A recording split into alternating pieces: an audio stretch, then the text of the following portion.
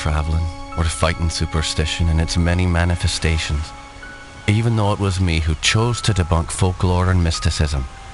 Little did I know I'd end up being labelled as Patrick Galloway, the man with endless occult knowledge. Before I knew it, people all over the world paid me to investigate all kinds of weird things. As long as they paid me, I'd look into it. Funny thing though, the more I saw, the more I believed there are forces beyond our control. Creatures not explainable in any human terms. Things that make my skin crawl. I fled from Ireland and hung around Paris and London with no real purpose till the Great War started.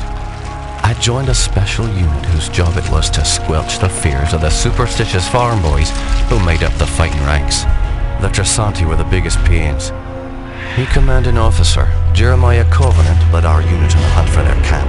We were ambushed. They came streaming out of the woods, waving swords and howling like banshees. I saw their leader holding a strange stone over his head, yelling weird words in a strange tongue.